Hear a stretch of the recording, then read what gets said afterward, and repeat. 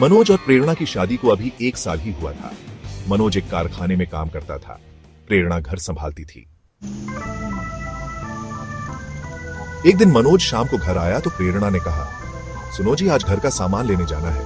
यह सुनकर मनोज बोला, ठीक है, तुम चाय बना लो, पीकर चलते हैं।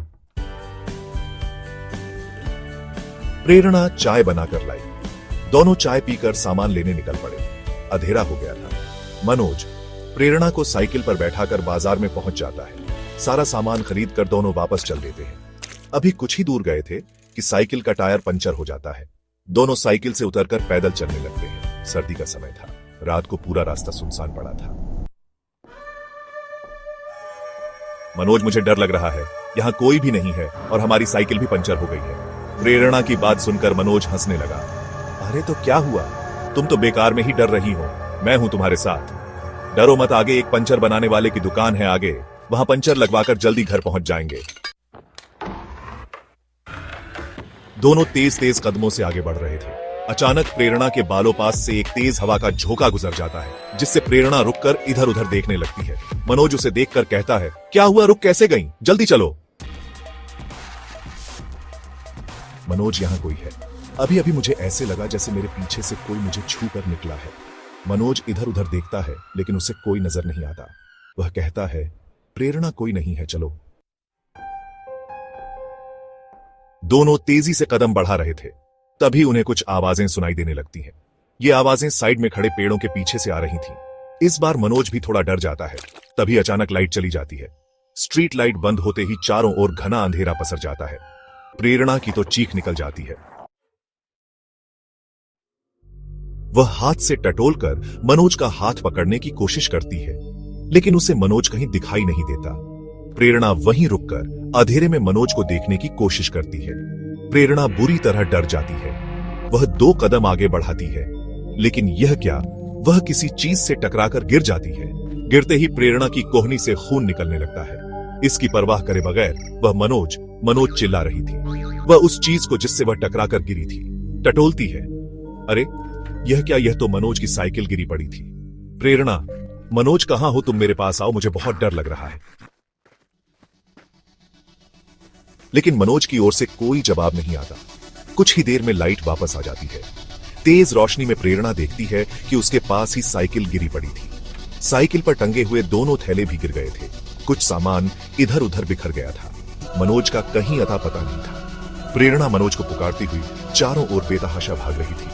मनोज, मनोज कहां हो तुम, मुझे बहुत डर लग रहा है। लेकिन सब बेकार। वह सड़क के किनारे बैठकर रोने लगी। वह नीचे सिर झुकाए बैठी थी। तभी किसी ने उसके कंधे पर हाथ रखा। प्रेरणा ने पलट कर देखा। उसके बराबर में मनोज खड़ा था। मनोज, तुम कहां चले गए थे? मैं कब से तुम्हें पुकार रही हूं। जान तो हो मैं कितना परेशान हो गई थी। प्रेरणा खड़ी हुई और मनोज से लिपट गई, लेकिन मनोज ने कोई जवाब नहीं दिया। उसने प्रेरणा को अपने से अलग किया और बोला, चलो घर चलते हैं। मनोज ने साइकिल को सीधा किया, उस पर बचे हुए सामान का थैला टांगा और घर की ओर चल दिया। प्रेरणा को उसका व्यवहार कुछ बदला हुआ नजर आ रहा था। प्रेरणा उसके पीछे पीछे चल रही थी। प्रेरणा के मन में कई सवाल उमड़ रहे थे। मनोज कहां गया था? वह इतने गुस्से में क्यों है? उसने मुझसे अच्छे से बात भी नहीं की और अब वह किसी बात का जवाब भी नहीं दे रहा है। रास्ते में प्रेरणा ने कई बार मनोज से सवाल किए, लेकिन मनोज चुपचाप सिर झुकाए चला जा रहा था, जैसे उसे प्रेरणा से कोई मतलब नहीं था। मनोज के इस व्यवहार से प्रेरणा बहुत परेशान हो गई थी। घर पहुंचकर प्रेरणा किचन में खाना बनाने चली गई। मनोज अपने कमरे में जाकर सो गया। प्रेरणा उसके लिए खाना बनाकर लाई, लेकिन उसने दरवाजा नहीं खोला। काफी आवाज देने पर भी जब वह नहीं जगा तो प्रेरणा बाहर ही एक चादर बिछाकर सो गई। सुबह प्रेरणा ने मनोज से बात करने की कोशिश की तो वह गुस्से में बोला, मैं तुझसे नफरत करता हूं, दूर रह मुझसे। मनोज की आंखें लाल अंगारे की तरह दहक रही थीं। प्रेरणा बहुत डर गई। उसने कुछ नहीं कहा। मनोज अपने काम पर चला गया। धीरे धीरे मनोज का व्यवहार बदलता जा रहा था। वह घर आता, खाना खाकर चुपचाप कमरा बंद करके सो जाता। एक दिन प्रेरणा ने कमरे में बने छोटे से रोशनदान से अंदर देखा तो मनोज दीवार की ओर मुंह करके खड़ा किसी से बात कर रहा था और हंस रहा था।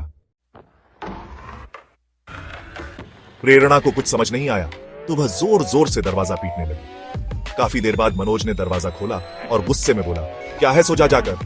प्रेरणा को भी गुस्सा आ गया, तुम किससे हंस हंसकर बातें कर रहे थे। तभी मनोज की आंखें लाल हो गईं। वह गुस्से में बोला, लेकिन उसकी आवाज में एक लड़की की आवाज शामिल थी। यह मुझसे बात कर रहा था, क्या करेगी, अब ये तेरा नहीं है, इसे मैंने अपने वश में कर लिया है। अपनी जान बचाना चाहती है तो भूल जा इसे और कहीं और चली जा। यह कहकर मनोज अंदर चला गया और जोर से दरवाजा बंद कर लिया। प्रेरणा बहुत डर गई। हे भगवान, इस पर तो किसी प्रेत का साया है। प्रेरणा पूरी रात रोती रही। सुबह मनोज प्रेरणा से बात किए बगैर काम पर चला गया। कुछ ही देर में दरवाजे पर दस्तक हुई। प्रेरणा ने दरवाजा खोला तो सामने मनोज का दोस्त पवन खड़ा था। भाभी जी, मनोज है क्या? वह कई दिन से काम पर नहीं आया। मालिक ने मुझे पता करने भेजा है। अगर कल तक वो काम पर नहीं आया तो उसे नौकरी से निकाल देंगे। प्रेरणा को गहरा धक्का लगा। उसने कहा, भैया वो कहीं गए हुए हैं, मैं शाम को उनसे बात करूंगी, कल उन्हें काम पर जरूर भेज दूंगी। पवन के जाने के बाद प्रेरणा घर से निकली।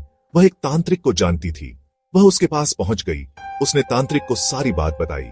तांत्रिक बोला, बेटी उसे किसी तरह मेरे पास ला। वैसे तो यह काम मुश्किल है, लेकिन फिर भी तू कोशिश कर। अगर वह ना आया तो उसका कोई कपड़ा ले आना, मैं उससे ही उस प्रेतात्मा को बुलाऊंगा। शाम को प्रेरणा ने मनोज के आते ही उसे रोका और बात करने बैठ गई। मनोज, मुझे मालूम है तुम मुझसे नफरत करते हो, लेकिन तुम काम पर भी नहीं जा रहे हो। अगर तुम कल तक काम पर नहीं गए तो तुम्हारी नौकरी चली जाएगी। मनोज गुस्से में बोला, मैं वो 2 टके की नौकरी नहीं करूंगा, वैसे भी मैं अब कोई काम नहीं करूंगा। प्रेरणा ने प्यार से मनोज को कहा, अच्छा मत करना, बस मेरी एक बात मान लो, कल मेरे साथ चलना, मैं तुम्हें किसी से मिलवाना चाहती हूं। मैं तेरे साथ कहीं नहीं जाने वाला, तेरा मेरा रास्ता अलग अलग है। यह कहकर वह अपने कमरे में चला गया और दरवाजा बंद करके बैठ गया। अगले दिन प्रेरणा मनोज की कमीज लेकर तांत्रिक के पास गई। तांत्रिक ने तंत्र मंत्र करना शुरू किया। कुछ ही देर में मनोज वहां गुस्से में आया और लड़की की आवाज में बोला, तूने मुझे यहां बुलाया है, तू और इस तांत्रिक दोनों को मैं मार दूंगी। यह देखकर प्रेरणा रोने लगी। उसे बहुत डर लग रहा था। तांत्रिक ने कुछ और मंत्र पढ़कर एक बोतल से पानी लेकर मनोज पर फेंका। पानी पड़ते ही मनोज अपनी आवाज में चिल्लाने लगा, प्रेरणा मैं मर जाऊंगा, मुझे बचा लो, ये तांत्रिक मुझे मार देगा। प्रेरणा बोली, बाबा इन्हें छोड़ दो, इन्हें बहुत तकलीफ हो रही है। तांत्रिक ने हंसते हुए कहा, चिंता मत कर, ये सब उसकी चाल है, चुपचाप बैठ, देख मैं क्या करता हूं। तांत्रिक आंख बंद करके मंत्र पढ़ता और फिर पानी मनोज पर फेंक देता। कुछ देर में मनोज लड़की आवाज में बोला, ठीक है, अभी तो मैं जा रही हूं, लेकिन मैं इसे छोड़ूंगी नहीं। मनोज बेहोश होकर एक ओर लुढ़क गया। तांत्रिक बोला, जा ले जा इसे अपने घर, मैंने इसे उस पिशाचिनी की कैद से आजाद कर लिया, लेकिन ध्यान रखना वो फिर आएगी। पिशाचिनी इससे प्यार कर बैठी है, वो इतनी आसानी से इसका पीछा नहीं छोड़ेगी। जब भी तुझे इसका व्यवहार बदला नजर आए, तुरंत मेरे पास आ जाना। प्रेरणा ने मनोज के मुंह पर पानी के छींटे मारे। मनोज उठ गया जैसे वह किसी नींद में से जागा हो। मनोज बोला, अरे मुझे क्या हुआ था, मैं यहां कैसे आया, तुम रो क्यों रही हो? प्रेरणा ने कुछ नहीं कहा। वह मनोज को घर ले आई। अगले दिन मनोज काम पर भी पहुंच गया।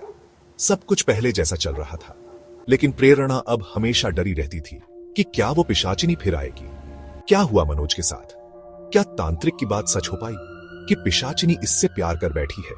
जानेंगे अगले भाग में।